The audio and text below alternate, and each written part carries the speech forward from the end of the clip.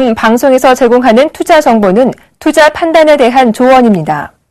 방송에서 제공하는 주식의 가치, 가격 상승 및 가격 하락에 대해서는 방송사에서 보장하지 않습니다.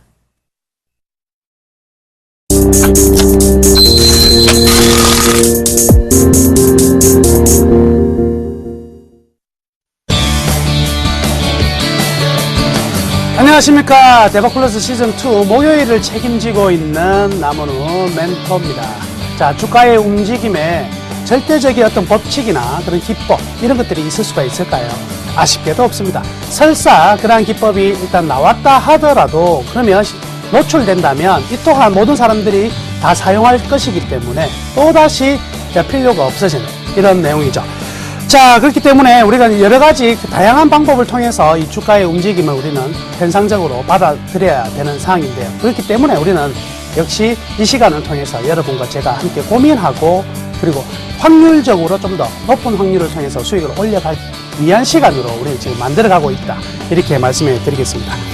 오늘 같은 장세, 롤러코스터 장세 굉장히 힘드셨죠? 그렇지만은요, 아직도 우리는 엄청나게 많이 상승할 장을 지금 앞두고 있기 때문에 걱정하실 필요 절대 없습니다. 자, 그건 그렇고요. 일단 종목 상담 참여 방법부터 말씀해 드리도록 하겠습니다. 자, 전화번호 02-3153-2611에서 2번이고요. 02-3153-2611에서 2번.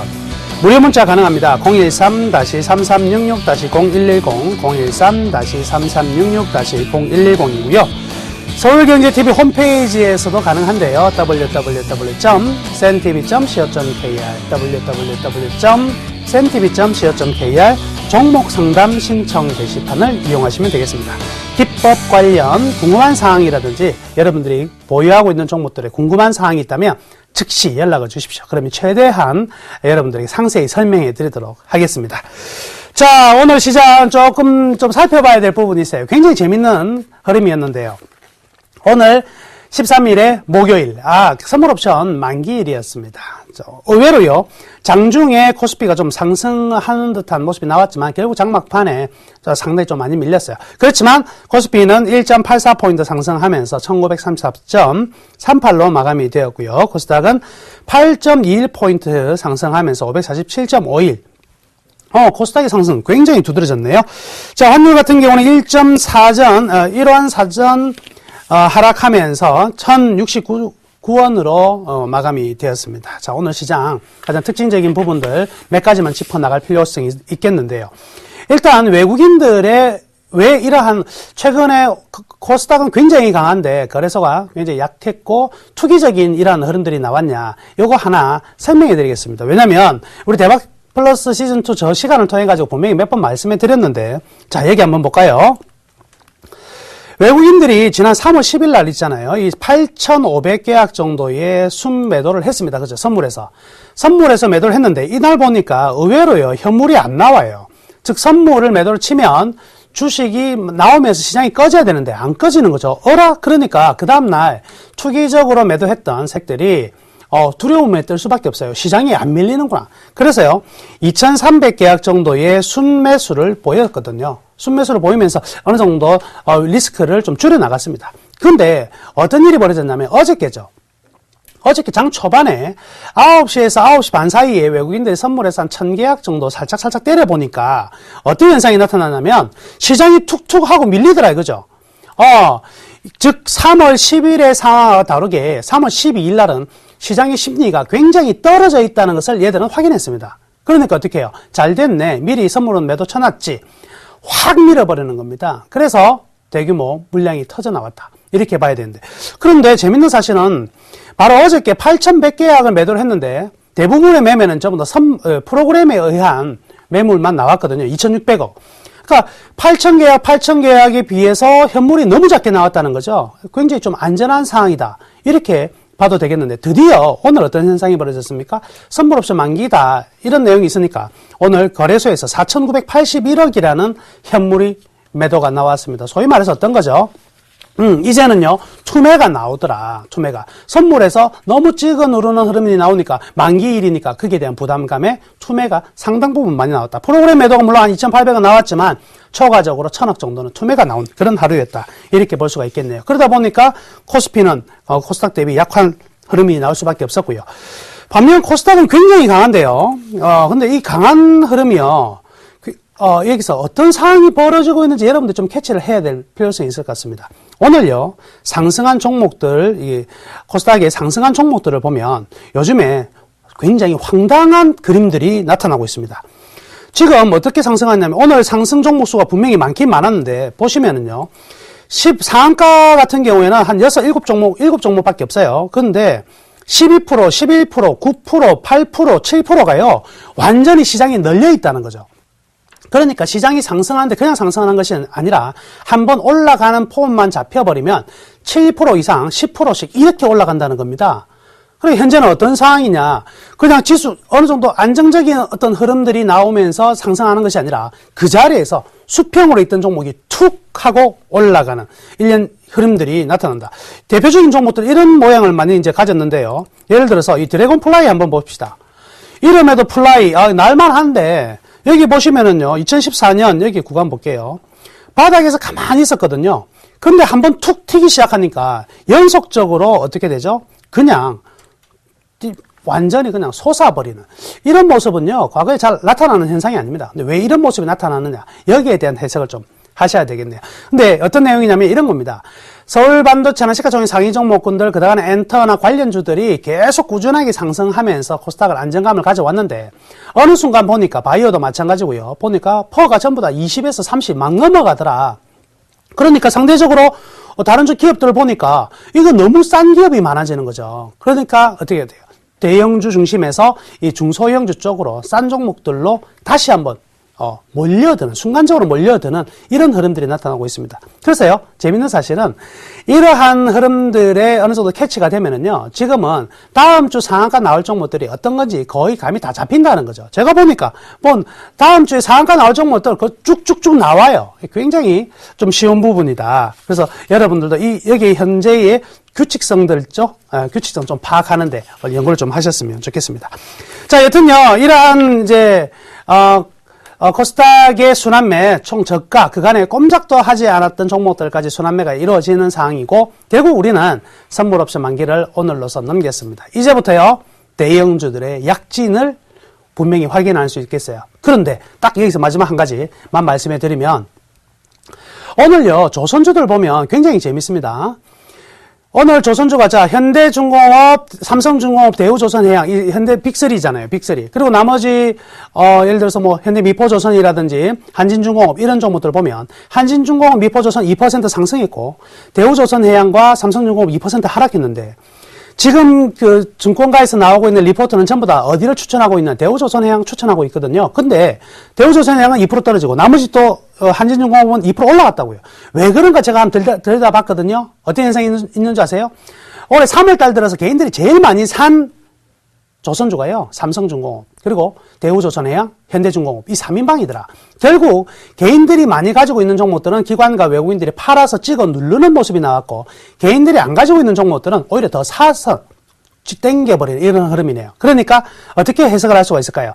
빅3 조선사는 기관과 외국인들의 의도적인 매도 후에 아주 빠른 템포로 강한 반등이 나타날 수 있다. 이런 점은 여러분들이 한번 꼭 캐치하고 학습을 한번 했으면 좋겠습니다.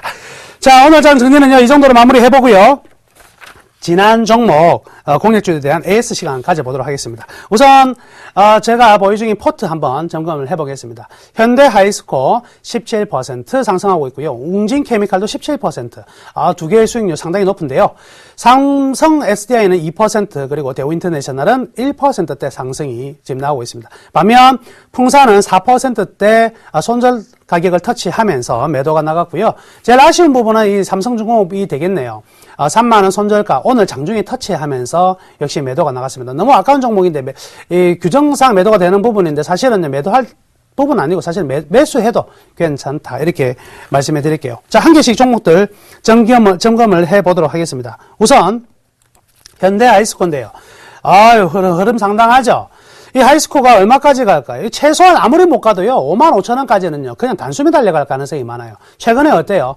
달리는 말에 올라타야 되는 장세. 그리고 지금 같은 경우에는 중국의 철강 설비가 축소가 될 것이다. 이런 내용까지 있죠. 거기다가 반덤핑 관세 미국의 부분 같은 경우도 해결이 되었기 때문에 주가는요, 이러한 우상향 랠리는 지속될 것이다. 현대 아이스코 가지고 계신 분들 축하드리고요. 수익 끝까지 한번 뽑아봅시다. 제 스타일이 뭐냐면은요, 한번 딱 종목을 물었다. 끝까지 가서 2배든 3배든 완벽하게 계좌에 멋진 종목이 하나씩 탄생을 해야 된다는 거거든요. 후보 충분히 가능성이 있으니까 보유하시기를 바라겠습니다. 두 번째 종목인데요. 웅진케미칼입니다. 이것도요, 갑자기 있다가, 지금 최근의 추세입니다. 그죠? 가만히 있다가 툭 하고 오르기 시작하면, 타다닥. 그래가지고 감각적으로 이런 거 하시는 분들 있잖아요. 상가 따라잡기. 이런 거 요즘엔 살짝 통할 수 있는 시대이긴 합니다. 그렇지만 저는 그걸 추천해 드리지는 않겠고요. 여튼 펀더멘탈이 뒷받침되는 종목들은 반드시 올라간다는 것을 전형적으로 보여주고 있는 시장이니까 여러분들이 이 기업의 저평가만 잘 골라내시면 되겠습니다. 자, 지금 3년째 있잖아요. 매출 1조 클럽. 그대로 달성 중이었고요. 최근에 어때요? 도레이 첨단 소재로 넘어가고 나서 신용등급도 상향됐죠. 시너지 효과가 이제부터 본격적으로 나타날 것 같습니다. 그래서 단순히 이 정도 가격에서 머물 것 같지는 않고요. 15,000원 정도까지는 그냥 치고 달아나는. 그러면 만원대 매수 왔으면 짧은 기간에 50% 수익 달성 충분히 가능한 종목인 것 같습니다. 아주 좋은 흐름들이 나타나고 있다. 이렇게 말씀해 드릴게요. 그래서 미리 좀 올랐다고 던지지 마시고요. 한번 딱 잡은 제대로 된 물고기는요, 끝까지 요래저래 풀어줘 가면서도 꼭 잡아야 됩니다. 그쵸? 자, 세 번째 삼성 SDI입니다. 삼성 SDI 같은 경우에는요, 지금 최근에 가만히 바닥권에서 지금 거래소 대형주 자체가 전반적으로 이런 흐름이잖아요. 근데 오늘 여러분들 포스코 ICT라는 종목이 급등하는 거 보셨어요? 포스코 ICT가 왜 많이 올라갔냐면, BMW 코리아와 이마트가 공동으로 해서요, 이 전기차 충전소, 전기 충전소를 설치하기로 합의를 봤습니다. 그 합의를 합의석에서 누가 설치를 하느냐? 포스코 ICT가 설치한다는 것인데, 그러면 지금 공용으로는 전기 충전소가 몇 군데 있어요. 그렇지만 민영으로는 한 번도 없었는데 이제 민영이 터져 나온다는 것이고, 그 공간을 누가 대여를 해준다는 것이냐면 이마트가 대여를 해준다는 겁니다. 그러니까 이마트 내에서 이제 전기차 충전이 이루어질 것이고, 그러면 지금 이 BMW i3가 우리 국내 시판을 앞두고 있는데 굉장히 이제 또 전기차의 붐이 한번 일어날 수밖에 없을 것이고, 계속해서 4년 연속 2차전지, 소형 2차전지 시장에서 1위 고수하고 있는 부분에 캐시카우를 가지고 이번 기대감들을 이번 대용량 2차전지 쪽으로 넘어간다면 삼성 SDI도 안정적 상승이 충분히 나타날 수 있을 것이다. 이렇게 말씀해 드리겠습니다. 자, 그 다음에 대우인터내셔널인데요. 최근에 흐름이 굉장히 좋았다가요. 그죠? 아주 좋았다가 최근에 쭉 이렇게 떨어졌습니다. 뭐 시장에 어떤, 상대적인 강세에 의한 매물이 나왔다. 이렇게 볼 수가 있겠는데, 계속 말씀해 드리지만, 이 미얀마 가스로부터 얻어지는 이 수익은요, 굉장히 안정적이고 장기간이다. 그런데 지금 우리 아시아 대륙에서 제일 빠르게 깨어나고 있는 나라가 어느 나라냐? 바로 미얀마입니다. 미얀마. 그래서 제가 아시는 분들은 여행을 잘 다니시고 하시는 분들이 항상 이야기를 해요. 이제는 베트남, 캄보디아를 넘어서 이제는 미얀마에 진출해야 된다. 무역을 하든 뭘 하든. 자, 그럼 미얀마에 이 가스전이 출발한 게 지금 대우인터내셔널이죠. 대우인터내셔널이 가스전뿐만이 아니라 무역, 그리고 제조, 뭐 도시 인프라, 여기에 다 관련되어서 일을 추진하고 있단 말이죠. 그러니까 향후 이 대우인터내셔널의 어떤 시너지는 굉장히 폭발적으로 성장할 수 있다. 이렇게 봐야 되겠습니다. 그래서 단기간에 주가 하락에 우리가 흔들릴 필요는 없을 것 같고요. 빠른 템포로. 이 가격이 현재 39,000원 이 정도 가격인데요. 여기 이 지점에서 추가적인 반등이 나올 것으로 기대가 되니까요. 좀 더 보유하도록 하겠습니다. 자, 풍산입니다. 조금 아쉬운 부분이 있었어요. 그죠? 구리 가격이 좀 떨어지면서 전체적으로 좀 약세를 보였지만, 일단은 상반기에는 이 구리 가격 변동, 그리고 중국 관련해서 어느 정도 탄력이 둔화될 수는 있습니다. 근데 하반기 이 방산 제조 부분에 대해서는 수익이 굉장히 많이 나올 수밖에 없는 상황인데, 여튼 지금 단기적으로 떨어졌지만 오늘의 1%의 상승, 굉장히 의미 있는 상승이었습니다. 그렇기 때문에 다음 주 26,000원, 26,500원을 향한 흐름은 분명히 나올 것이다. 우리 포트에서는 순간적인 손절매 가격 터치로 4% 마이너스로 나왔지만은요, 매도를 하지 않으신 분들은요, 26,000원 선에서 나와도 충분할 것 같습니다. 손해보고 나올 이유는 절대 없는 종목이니까 손해보고 팔지 마시고 조금 며칠만 더 기다리시면 되겠네요. 자, 그리고 삼성중공업입니다.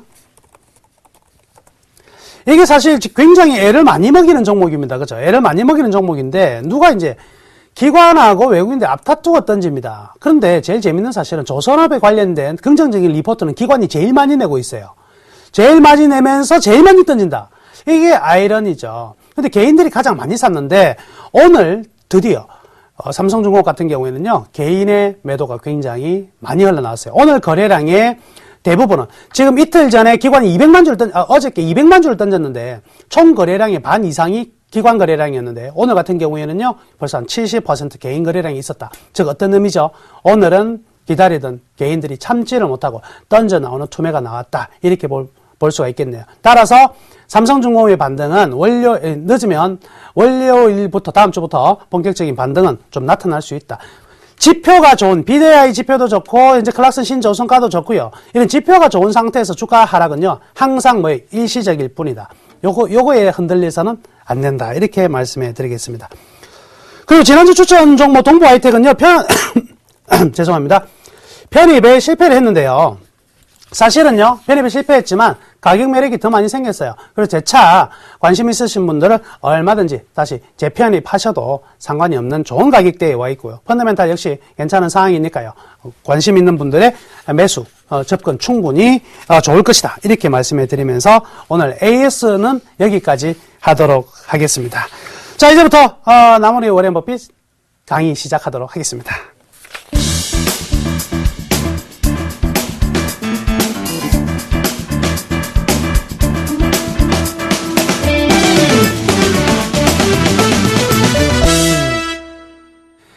예, 우리 지금 초간단 기업의 내용을 좀 살펴보는 그런 시간을 가지고 있는데요. 우리 하이라이트를 통해서 제가 말씀해 드렸지만 이걸 처음에 보는 게 굉장히 낯설긴 해요. 그렇지만은요, 조금씩 버릇을 들이면은요, 굉장히 간단하게 봐집니다. 그때부터는. 자, 지난주 지난주 했던 거 체크를 해보자면은요, 우리 SK 하이닉스 가지고 이야기를 좀 많이 했어요. 그럼 이야기를 많이 했는데, 처음에 회사의 개요 등에 대한 내용들 나왔고요. 그 다음에 투자 의견, 이 기관들의 컨센서스를 이용한 부분입니다.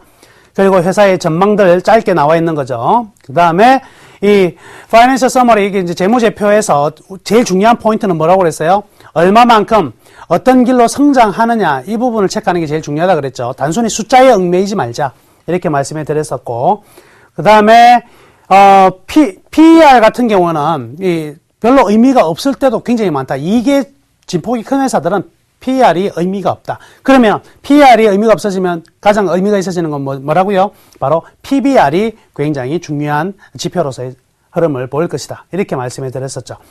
그리고 동종업계, 자, 동종업 업종 내 업체 현황, 이거 지금 이제 오늘부터 할 내용인데요. 그래서 이 그림을 보시다가 쭉 내려보면 동일 업종 내 업체 현황, 그래서 비슷한 업종들이 있잖아요. 비슷한 업종에 대해서 전반적으로 같이 비교를 했어요. 그런데 하이닉스 같은 경우에는 딱 보니까요, 비슷한 업체가 없죠. 왜냐하면 삼성전자 같은 경우도 굉장히 크고 SK 하이닉스를 제외한 나머지는 또 너무 작거든요. 그러니까 오늘은요, 하이닉스를 말고 비교 대상이 좀 많은 종목을 하나 선택해 볼게요. 예를 들어서, 자, 그렇죠. 서울 반도체도 좀 빠져 있는 부분이긴 한데, 그대로, 그러면 SK 하이닉스 그대로 하겠습니다. 자, 다음번에 또 다른 종목 한번 가져와 볼게요. 자, 하이닉스를 이렇게 보시면, 여기 그래프를 클릭을 하시면은요, 이렇게 숫자로 안 나와 있고 그림이 나와요. 자, 그림이 나옵니다. 자, 이 그림을 보면서 이제 비교를 하는 거예요. 제일 먼저, 세후 순영업이 세금을 제외한 순영업이익 보면 삼성전자는 2008년, 2009년, 2010년, 11년, 12년 이렇게 지금 아직 13년께 업데이트가 안 됐네요. 이런 식의 흐름이 나오고 있는 반면에 SK 하이닉스는 올라가다가 자 11년과 12년에 차이가 발생했다. 이 차이는 어디서 나온 거죠? 여기는 스마트폰이라는 걸 향해서 치고 올라갔지만 반도체만 가지고는 좀 떨어져 있었다. 이렇게 볼 수가 있겠습니다. 자, 세후 순영업이익은 전반적인 궤적을 항상 생각을 해주시는 게 좋을 것 같고요. 자, 잉여 현금 흐름이라는 말이 나오는데 요 이제 용어 설명해 드릴게요. 잉여 현금 흐름, 이 프리 캐시 플로우라고 FCF라고 얘기를 하는데 현금 흐름, 즉 실제로 돈이 회사에서 나가고 돈이 들어온 걸 계산하는 거예요. 숫자상에서 단기 순이익 이게 아니라 실제로 현금이 얼마만큼 들어오고 나갔느냐. 근데 이 돈들이 나가고 들어온 거의 합을 보니까 예를 들어서 뭐 1,000억이 들어왔더라. 1,000억이 이제 유입이 되었다. 그렇지만 여기 1,000억에서 100억 정도는 내년에 반드시 또 뭐 수리를 한다든지 해서 써야 되는 돈들이 생길 수가 있잖아요. 이 사업을 유지하기 위해서 반드시 나가야 되는 돈은 빼고 그러면 실질적으로 돈이 얼마가 들어왔느냐? 900억이 들어왔다. 이거를 뭐라고 얘기한다? 잉여 현금 흐름이라 그래요. 그러니까 잉여 현금 흐름도 많을수록 좋아요, 작을수록 좋아요. 무조건 많을수록 좋은 거예요. 그래서 현금이 굉장히 회전이 잘 되고 있다. 이렇게 볼 수가 있겠네요. 그래서 삼성전자 같은 경우에는 잉여 현금 흐름이 어때요? 2010년, 11년, 12년 급격히 늘어나지만 하이닉스 같은 경우에는 2010년, 11년, 12년에 침체되었다. 그러니까 이때 침체되었기 때문에 주가가 별로 갈 수 없었던 부분이었다. 이렇게 볼 수가 있겠습니다. 여기 아직 13년께 업데이트가 안 돼서 그러는데요. 일단은 이 정도 흐름을 좀 보도록 하겠습니다. 자, 그 다음에 요 개념은 일단 이야기만 한번 듣고 이해만 한번 해보세요. 어떤 게 있냐면 가중평균 자본비용이라는 게 있어요. 그래서 WACC라는 거 한 번쯤 요거 뭐 외우실 필요는 없고요. 이런 게 있는데 이게 뭐냐면 이제 신개념으로 도입된 개념인데 가만히 생각해 보세요. 회사가 타인으로부터 자금을 빌렸습니다. 뭐를 발행을 하게 되면 즉 채권을 발행하면 부채가 생기죠. 부채가 생기는 데는 이자를 줘야 안 줘요? 이자를 준단 말이죠. 그렇죠? 이자를 줄 것이다. 예를 들어서 내가 이 회사가 부채가 100억 있는데 여기서 이자를 1년에 뭐 한 5% 이자가 나간다 이거예요. 그러면 이 이자는 어디에 손익계산서라는 거 안에 들어가 있어요? 안 들어가 있어요? 들어가 있을 거 아니에요. 그죠? 손익계산에 영업이자라는 게 들어가 있거든요. 그래서 이자가 들어간단 말이죠. 그런데 부채는 이자를 치지만 만약에 우리가 지금 주주가 투자한 돈이 100억이 있잖아요. 예를 들어서 우리 자기자본, 회사에서의 자기자본이 분명히 100억이 있는데 요거는 공짜가 아니에요, 사실은. 왜? 주주들이 투자한 돈이잖아요. 근데 우리는 이자를 받고 있는 게 아니라 배당을 받고 있는 건데 여기서 이 WACC라는 게 어떤 측면으로 계산한 거냐면 기업이 잘 돌아가는 것은 이렇게 부채만 즉 돈을 빌린 데만 이자를 주는 것이 아니라 우리가 가상이지만 주주들한테도 분명히 이자를 주고 있다고 생각하고 이 기업을 평가해보자 이거예요. 여러분 생각 어때요? 이게 맞는 것 같아요? 안 맞는 것 같아요? 이게 맞는 거죠. 주주의 입장에서는요, 이 채권자보다 수익을 더 많이 받아야 됩니다. 왜? 리스크를 안고 가고 있는 부분이기 때문에. 그렇기 때문에 주주에게도, 요거는 분명히 이익을 어느 정도 준다고 생각하고 이 기업은 과연 돈을 얼마나 만들어낼 것인가. 단순히 이자만 나가는 것이 아니라 주주에게도 줘야 될 부분이 반드시 존재한다고 인식을 한다면 이 회사는 어떨 것인가. 그걸 보여주는 게 바로 가중평균 자본 비용이라는 거예요. 결국 이것이 이제 올라가면 올라갈수록요, 이거는 좋을 수가 없겠습니다. 낮을수록 훨씬 더 좋다. 이렇게 보시면 될 것 같고요. 경제적 부가가치 개념인데요. 경제적 부가가치는 역시 이 기업의 어떤 밸류가 어느 정도 될 것인가 여기에 대한 부분으로 생각하시면 되겠습니다. 그래서 경제적 투하된 자본을 제외한 실질적인 이익의 개념이다. 이렇게 보시면 되겠고요. 이것도 어때요? 올라갈수록 좋다. 이렇게 보시면 되겠습니다. 그런데 여기까지는 제가 설명해 드렸는데요. 여러분들께 이제 다시 한번 짧게 설명해 드리자면 요 데이터가요. 지금 여기에서 동일 업종 내 업종 현황 데이터가 이 그래프로 나타내는 데는 여기 보시다시피 2008, 9, 10, 11, 12년 13년 것도 아직 업데이트가 안 됐죠. 업데이트가 안 돼 가지고 여기 좀 느립니다. 그래서 여기 느린데 그러면 쓸모가 없어지잖아요. 그죠? 쓸모 있는 데가 여기 이 증권사 HTS 말고요. 어디에 가면 있냐면 여러분들 포털 사이트에 가면 빠른 데이터로 올라가 있어요. 어떤 거, 친구 있잖아요. 네이버, 그리고 다음, 이런 데를 가서 보면은, 요거보다는 훨씬 더 업데이트가 빨리 돼요. 그걸 활용하시면 되겠네요. 근데 알아야 될 거는 뭐, 이 말이 어떤 건지는 알아야 될 거 아니에요. 그죠? 아, 세후 순영업이 잉여 현금 흐름이 뭐냐? 그 용어를 설명했다. 이렇게 보시면 되겠습니다. 자, 그리고 나서 여기에 제일 위에 보시면 하이라이트가 있었잖아요. 자, 두 번째, 기업 정보 한번 들어가 보자고요. 기업 정보. 하이라이트는 요약본이고, 이제 좀 상세하게 되어 있는 부분이겠죠? 기업 정보. 자, 엑기스만 쭉쭉 봐 나갈게요. 제일 먼저 나오는 거 SK 하이닉스 해서 대표자가 누구냐? 어유 많이 본 사람 한 명 있네, 그죠? 예. 지금 좀 안 좋은 소식이 들려오고 있는 분 한 분이 계시고, 그 다음에 주요 주주가 나옵니다. SK텔레콤이 20% 가지고 있구나. 국민연금공단이 9%, 그리고 여기에 관련된 내용들이 쭉 나옵니다. 그 다음에 경영진 구성들 역시 이렇게 나오죠. 이런 거는 쭉 보시기만 하면 돼요. 뭐 큰 의미는 없고요. 쭉 보시고요. 그 다음에, 자, 여기에서 이제 공시정보가 드디어 나오기 시작하는데, 이 공시정보가 뭐냐면, 이 회사가 이 투자자들한테 알릴 만한 내용들. 그래서 뭐, 여기에서 집합투자업자 의결권 행사, 이런 거 다 필요했고요. 주총 소위, 이것도 뭐 별로 의미 없죠? 자, 요거, 뭐, 감사 보고서 제출. 이런 것들은 조금 의미가 있겠죠. 그리고 매출액 또는 손익구조가 30% 변했네. 이런 거는 항상 공시를 좀 확인해야 되는 내용이 되겠습니다.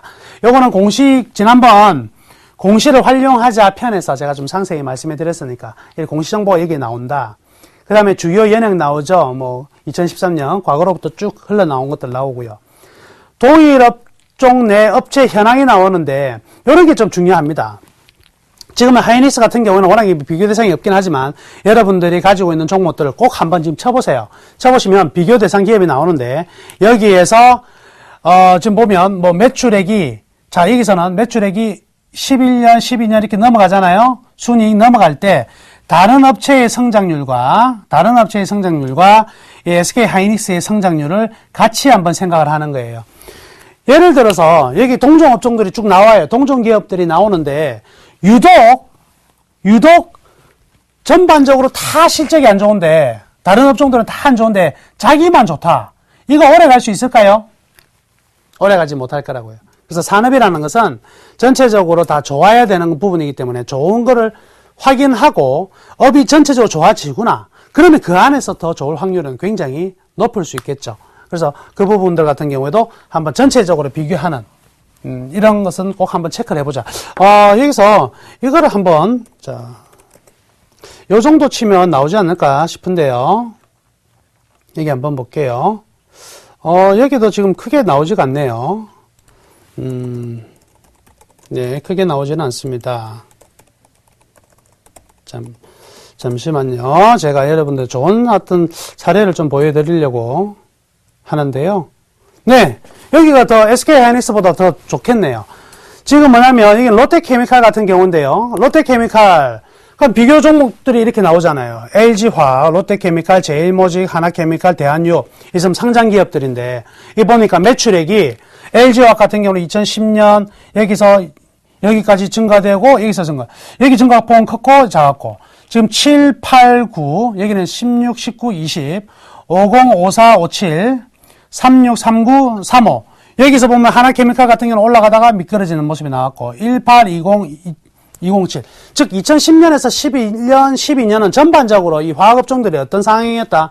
좋은 상황이었다는 것을 우리는 볼 수가 있겠습니다. 그래서 전반적인 이 관련 기업들의 매출액이나 이익이 어떻게 증가되고 있느냐 이런 부분들도 같이 한번 좀 보면 좋겠네요. 자, 그래서 동종기업의 사항들 꼭 한번 같이 한번 체크를 해보자 이렇게 보고요. 자, 그 다음에 이 자본금 변동 이런 것도 굉장히 중요합니다. 이런 게 중요해요. 특히 자 여기 보시면 요거 한번 볼게요. 자, 이번에는 어떤 종목을 가져왔냐면 두산인프라 예를 들어서 두산인프라코어를 가져왔어요. 두산인프라코어를 보면 여기도 역시 볼보그룹 코리아 동양기전 이런 것들이 있잖아요. 자본금 변동을 볼게요. 자, 이거는 코스닥 투자하시는 분들은요, 이거 정말 체크 잘해야 돼요. 이게 뭐냐면 잠재적인 매물입니다. 전부 다. 잠재적인 매물들. 예를 들어서 볼게요. 2011년 4월달 스톡옵션 행사가 나오죠. 스톡옵션. 스톡옵션이 뭐죠? 그 회사의 임직원으로 있어가지고 중요한 역할을 했을 때 통상 3년 이상 근무를 하고 그 요건을 채웠을 때는 그 회사 주식을 액면가에 살 수 있는 권리가 생기는 그런 거죠. 그래서 스톡옵션이 행사가 되고 나면 이때에 만주식, 11,400 이런 것들이 다 주식으로 새로 나오는 물량이라는 말이죠. 그러니까 요거는요, 팔 수가 있는 거죠. 스톡옵션을 행사한다는 것은 무슨 이야기가 되느냐? 내가 주식 팔겠다는 소리입니다. 요걸 다 물량으로 나오는 거예요. 물량으로. 근데 지금 보면 이 기업 같은 경우는 2012년 8월 이후에는 이런 스톡옵션 행사는 없었다.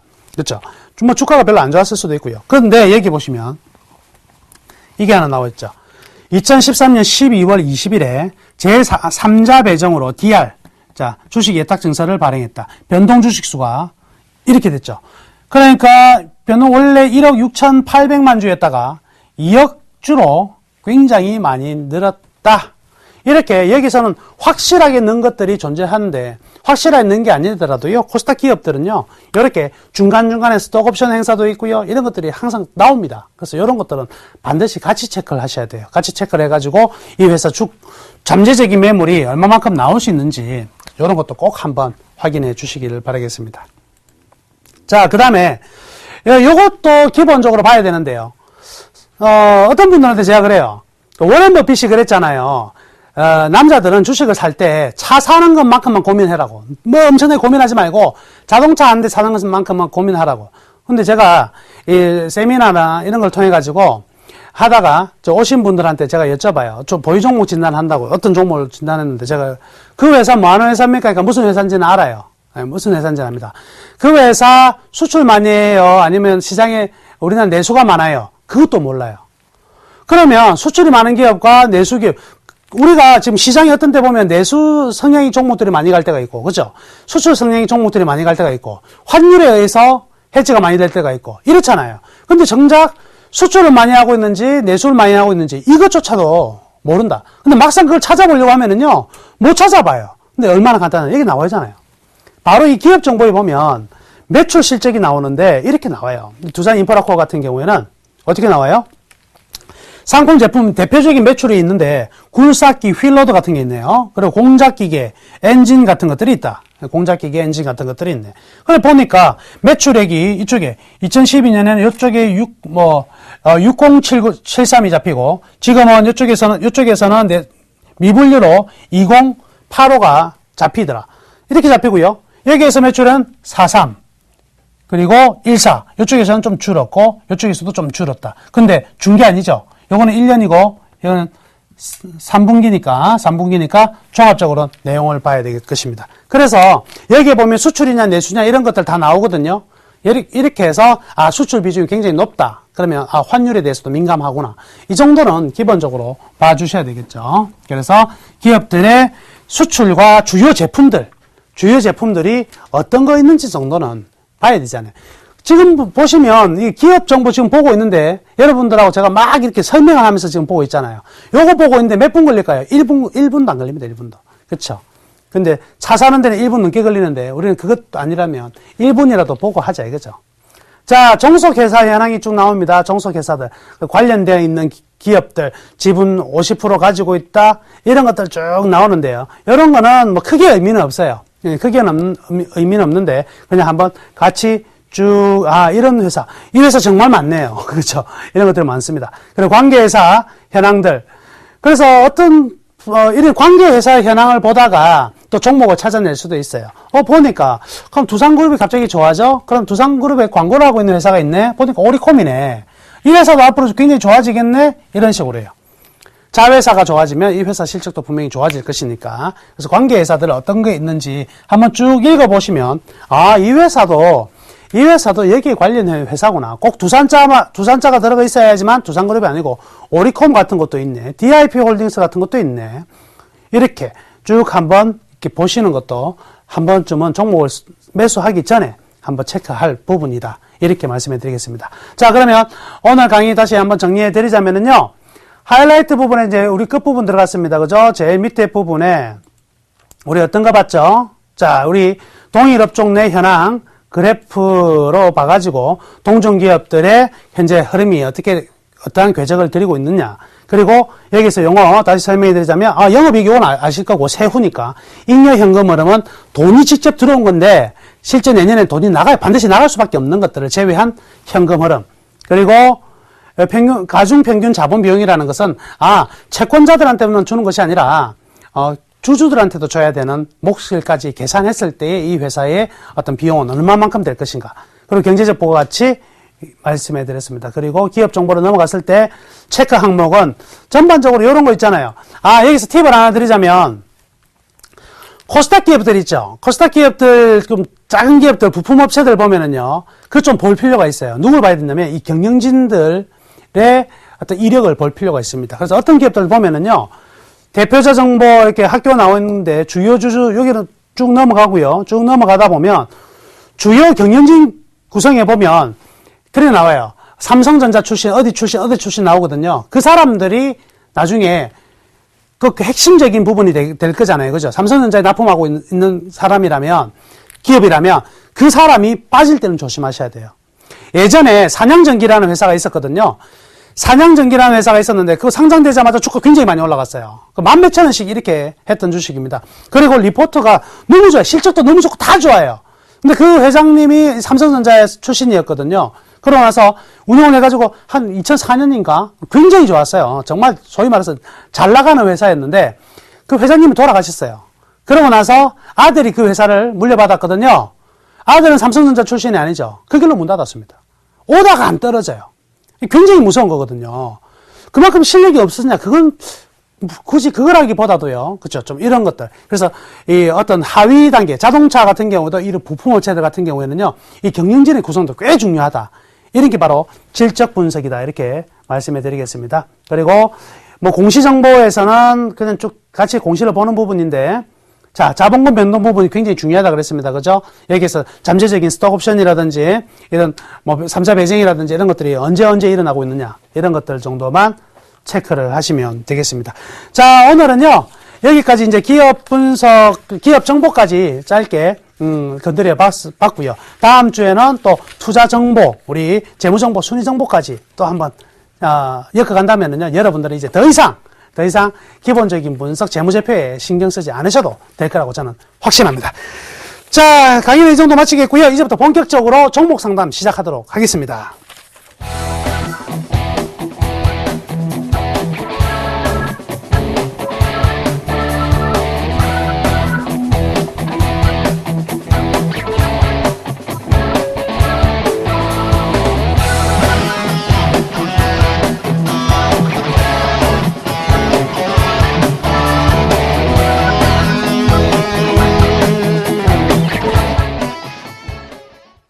자, 이번 문자로 들어온 종목부터 먼저 한번 보겠습니다. 자, 종목은요, 1320번으로 끝나시는 분께서 문자를 주셨네요. 에코에너지입니다. 에코에너지. 에코에너지라는 종목을, 문의하셨고요. 매수가가 2210원이네요. 2210원이고, 비중은 50% 굉장히 많이 가지고 계신데요. 이게 이제, 사실은요, 앞으로 저에게 문자 상담이나, 전화하시는 분들 좀 이렇게 말씀해 주시면 좋겠어요. 언제 샀는지가 꽤 중요하다. 2100원에 사셨는데 이게 2009년도에 샀다. 이러면 상황은 좀 달라지거든요. 여튼요, 최근에 사신 걸로 생각을 하고 이렇게 말씀해 드리겠습니다. 일단, 종목이 앞으로의 추세는요, 꽤 좋아질 수 있는 가능성은 있을 것 같습니다. 태양광 관련주죠? 태양광의 어떤 대표적인 종목이다. 이렇게 볼 수가 있겠는데, 항상요, 초대형 기업, 대형주를 제외하면은요, 저는 이런 투자를 권해드립니다. 어떤 투자를 권해드리냐면, 지표를 확인하고 들어가자. 지표를 반드시 확인하고 들어가자. 이렇게 말씀해 드릴게요. 태양광 관련 업황은 분명히 좋아지고 있는 상황이면은 틀림이 없습니다. 근데 아직까지 실적 발표를 안 한 것 같은데요. 자, 에코에너지 한번 볼까요? 이게 지금 매출액과 영업이익과 순이익의 그래프인데, 확대가 되어서 좀 상세히 볼 수 있으면 좋겠는데요. 여기 이 부분 한번 보시자고요. 이 부분 지금 보면은요, 어때요? 매출액이 뚝뚝뚝 떨어지고 있습니다. 매출액이 떨어지면서 이익도 떨어지고 있죠. 매출액도 떨어지고 이익도 떨어지고 있다. 아직까지는 지표가 완전히 돌아선 게 확인이 안 되고 있는 거죠. 그런데요, 여기에서 하나 더 재밌는 거 보여드릴게요. 기업의 매출액과 영업이익을 볼 때는요, 숫자가 얼마 늘어났다, 떨어졌다, 이것이 아니라, 항상 제가 말씀드렸죠. 추이가 중요하다고. 이 기업은요, 가만히 보니까 이렇게 가졌다. 자, 2005년, 6년, 7년, 8년, 9년, 10년, 12년, 가만히 보니까 어떤 현상이 뭐냐면 이 기업은 짝수해에는 매출액도 좋아지는데 홀수해에는 매출액이 줄어드네. 이게 지금 뭐예요? 주기를 타고 있는 기업이네. 아, 이거는 뭘 의미하는 거예요? 홀수에 설비를 굉장히 많이 늘렸고 짝수에는 끌어당기고 또 짝수에 번 돈 가지고 홀수에 투자를 하고 또 짝수에 끌어당기는. 그러니까 올해는 홀짝 중에 무슨 해예요? 짝수해네, 짝수. 짝수해면 올해는 분명히 좋아질 가능성이 굉장히 크다. 근데 태양광 지금 업황이 어때요? 태양광 업황이 굉장히 좋죠? 그러니까 이거는 굉장히 좋아질 가능성이 분명히 내재적으로 가지고 있다. 그렇다고 봐야 되죠. 역시나 13년 동안은 안 좋았어요. 자, 여기에서 14년 터닝 포인트가 나오는 지점이 바로 작년 4분기 실적과 1분기 실적이죠. 요 두 개만 확인하시면 될 것 같습니다. 따라서 현재의 상황은요, 분명히 굉장히 우호적인 환경을 가지고 있다. 이건 확실한 것 같습니다. 그래서 지금 가격에서는요, 매도하지 마시고 일단 좀 보유하면서 끌고 가되 1분기 실적이 발표되는 시점에서 1분기 실적이 발표되는 시점에서 이 매출액의 증가가 크게 증가되지 못한다 하면은요, 그때는 미리 나오셨다가 확인하고 들어가는 게 더 좋을 것 같습니다. 자, 에코에너지였고요. 다음은요, 전화 연결하도록 하겠습니다. 자, 안녕하세요. 예, 안녕하세요. 네, 반갑습니다. 예, 수고 많이 하십니다. 네, 감사합니다. 어떤 종목 궁금하셔서 전화 주셨어요? 예, 서울 반도체요. 서울 반도체요. 네. 예. 얼마에 사셨어요? 5만원에 20% 샀습니다. 5만원에 20%요. 예. 야, 600원만 더 주고 샀으면 사상 최고가인데. 사고 보니까 실수한 것 같아가지고요. 아, 예, 예. 자, 그럼 20% 사셨다고요? 네. 예. 최근에 최근에 사셨네요, 그죠? 예, 예. 좀 제일 궁금한- 장기로 갖고 하려고 샀는데, 아, 사고 예, 예. 보니까 아닌 것 같아요. 사고 보니까 제일 궁금한 게 뭐예요? 그래가지고, 이제가 조금 시간은, 그래서 어떻게 지금 5만원까지 올라나, 아니면은, 네. 팔아야 될 것 같기도 하고, 좀 기분이, 마음이 좀 그렇거든요. 알겠습니다. 일단 비중이 20%니까요. 예, 예. 예, 크게 부담 없이 접근하셔도 될 것 같습니다. 상세한 내용은 수화기 내려놓으시면은요, 제가 설명해 드릴게요. 예. 네, 감사합니다. 네. 서울 반도체만 보면은요, 저는 가슴이 사실 뜁니다. 예, 가슴이 사실 뛰는 종목이에요. 왜 그러냐면, 여러분들 꼭 한번 기억하십시오. 좋은 투자는 실현에 있어도 실패가 없는 투자인데, 그거는요, 어디에서 항상 그 해답이 있냐면, 든든한 백을 가지고 있어야 돼요. 그러면 안 흔들립니다. 든든한 백이라는 게 뭐죠? 기업은 바로 실적이라는 건데. 자, 이거, 서울 반도체 그림 한 번만 볼게요. 제가 굳이 이제 자랑을 하려고 하는 건 아니고, 요거 22,000원 사가지고 22,000원 매수 사인한 이후에 한 번도 아직까지 매도 사인이 나간 적이 없어요. 네, 언제든지. 자, 여기 한번 볼게요. 여기 이제 확대가 되면 보일 건데, 지금 이 기업의 엄청난 속도로 증가되었다가 떨어지죠. 근데 여기 보시면, 어떻습니까? 12년 3분기를 기점으로 해서 딱 정체가 되었다가 4분기에 완전히 턴어라운드가 되는 모습이 나온다는 거죠. 여기 보이시죠, 이게? 턴어라운드 되는 지점. 이 지점이 바로 뭐냐면, 정말 최고의 매수 포인트예요. 그러면 언제냐면 12년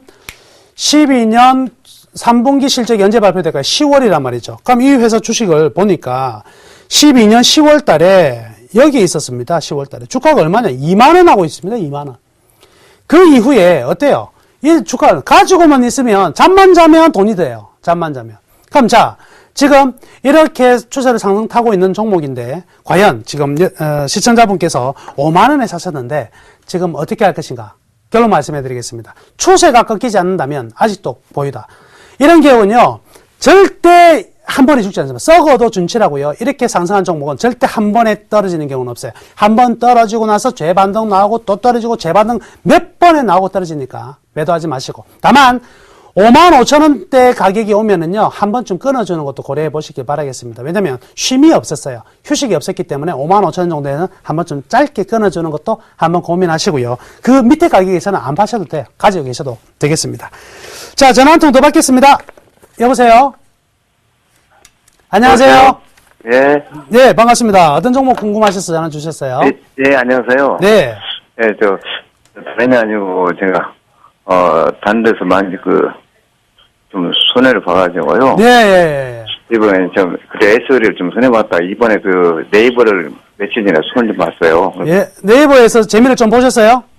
아니, 고점 사가지고. 예, 아, 고점에 어제 사신 거예요. 답답해서 전화 한번 드렸던 거. 얼마에 사셨어요? 예, 6만 원이요. 86만 원이요. 86만 원. 예. 예, 몇 프로 비중이죠? 거기서는 한 지금 10% 정도 지금 빠진는데 오늘 좀 좋아졌네요. 아, 예. 근데 사시게 된 이유가 어떤 의미로 사신 거죠? 단타 또는 뭐 중장기? 그냥 그런 것도 교육 없이 그냥 좋다고. 뭐 단타 중장기 필요 없고 무조건 일단 한번 좀 먹어보자. 예. 그랬는데 이게 딱 사자마자 빠지니까 걱정 많이 되시죠? 예. 네, 알겠습니다. 어제 테레비 보고 전화드렸습니다. 아, 예. 잘하셨고요. 제가 설명해 드리도록 하겠습니다. 예. 자, 이제 소리는 내려놓으시고요. 네이버 같은 경우에 제가 우리 서울경제TV Y 시간을 통해가지고 그때 말씀해 드렸죠. 70만원 이렇게 급락이 들어왔을 때, 70만원 이렇게 급락이 들어왔을 때, 이 종목은 랠리가 나올 종목이지, 급락으로 전환될 종목이 아니다. 이 라인의 폭발적인 성장은요, 이 왓츠앱을 인수한 트위터, 걱정할 필요가 없다는 거죠. 지금 이 라인의 성장과 여기서 발생하는 매출은요, 아직도 진행형이다. 따라서요, 지금 시청자분께서 전화 주셨는데 86만원, 87만원 걱정 안 하셔야 돼요. 딱 우리 뒤에 단위가 바뀔 때까지는 가져가도 괜찮습니다. 단위가 바뀐다. 10만원대 단위에서 100만원 단위로 바뀌어요. 100만원까지는요, 충분히 가능합니다. 그러니까 매도하지 마세요. 지금은요, 달리는 말이 더 달리지만 수급 상황도 굉장히 좋고 아직도 매도가 나올 수 있는 부분이 아닙니다. 그리고 실적은요, 1분기 실적도 놀라울 실적이 분명히 나오는 자리니까요. 네이버 매도하지 마시고요. 계속해서 보유하셔도 되겠습니다. 자, 또 전화 한 통 더 받아볼까요? 안녕하세요. 예. 여기서 이제 시간 관계상요, 전화 연결은 여기까지 하고요. 또 다음 시간에 또 하도록 하겠습니다. 자, 그러면 이제 우리 내일 어떤 종목을 한번 공략해 볼까? 이 공략주 설명해 드리도록 하겠습니다. 검색창에 샘플러스를 입력하시고 전문가 방송에 접속하시면 서울경제TV 특급 전문가들이 여러분의 포트폴리오와 수익률을 책임집니다. 주식 투자 샘플러스와 함께 하십시오. 앞에 강의하면서 사건의 복선이 있었습니다. 오늘 추천 종목은요. 자, 복선이 나왔네요. 두산인프라코어를 가져왔습니다. 두산인프라코어. 자, 두산인프라코어. 지난번 1월 달에 제가 이 대박 플러스 시간을 통해가지고 한번 추천해 드린 걸로 알고 있는데, 다시 추천합니다. 자, 대우종합기계죠. 과거 이제 대우종합기계 굴삭기 건설 중장비 제조업체입니다. 자, 엔진사업부의 가파른 실적에서 이 두산인프라코어가요, 이번에 그 자회사 밥캣이라는 회사 있는 거 아시죠? 그 밥캣에 들어가는 소형 엔진을 개발했습니다. 이거 5년 동안 엄청난 금액을 투입해가지고 개발함으로써 이제 본격적으로 작년 9월 달부터 미국에 수출을 하기 시작했습니다. 이 엔진 사업부에 기존의 굴삭기 대형 엔진뿐만이 아니라 이번에는 중소형 엔진이거든요. 그러니까 모든 라인업을 다 갖췄고 굉장히 안정된 이 성장을 충분히 볼 수가 있겠다. 이렇게 볼 수가 있고요. 최근 이제 중국에 항상 제일 문제가 됐던 부분이 뭐냐면 두산인프라코어가 원래 중국 가지고 수익을 많이 냈었는데 중국에서 시장 점유율이 급격히 하락을 했어요. 그러다가 드디어 작년 4분기를 기점으로 그리고 올해 1월을 기점으로요, 이 중국의 굴삭기 판매 신장률이 10%를 넘게 상승을 하기 시작했다. 즉, 중국 굴삭기 판매 증가에도 굉장히 의미가 있는데, 여기뿐만이 아니라 공작기계까지도 지금 성수기 수준에 근접했으니까 모든 것을 다 갖췄네요. 굴삭기뿐만이 아니라 공작기계, 그리고 신성장 동력인 이 엔진까지. 더불어서 미국에 있는 자회사 밥캣의 실적도 좋아지니까 결국 밥캣은 뭐 한다고요? 내년에 상장하려고 하는 거예요. 그렇기 때문에 굉장히 좀 의미 있는 구간에 접어들었다. 이렇게 봐도 될 것 같습니다. 디젤 엔진 수출 금액 추이에 보면 자, 이런 부분이 중요하다. 제가 이렇게 늘 말씀해 드리잖아요. 자, 한번 볼까요? 지금 보시면은 항상 데이터는요, 이런 데이터가 중요해요. 지금 보시면 13년이 여기서부터 여기죠. 여기서부터 13년이 여기까지고요. 13년. 그리고 12년이 여기인데 12년에 쭉 떨어졌던 게 13년부터 상반기에 살짝 회복하는 모습이 나왔고 그 다음에는 어떻게 해요? 급격한 회복세로 지금 반격에 나서고 있다. 그렇기 때문에 이 디젤 엔진이 또 뭐냐면 과거에 편중되어 있었어요. 중국에 편중되어 있던 엔진이 지금 보시면 색깔이 막 다르죠. 색깔이 국가별로 굉장히 다양해졌다. 이런 거는요, 수익뿐만이 아니라 수익의 안정성도 굉장히 높아졌다. 이렇게 봐야 될 것입니다. 따라서 두산 엔지니어링의, 두산 인프라코어의 기본적인 이 디젤 엔진 쪽에서 우리는 어떠한 맥을 찾을 수 있을 것 같고요. 전체적으로 제가 아까 요 그림을 보여드렸잖아요. 이거 한번 볼까요? 이거잖아요. 바로 이거. 뚝 떨어지다가 매출액 탁 증가되는 거. 조금이나마 탁 증가되면서 초록색 영업이익이 돌아서는 거. 이야, 이거.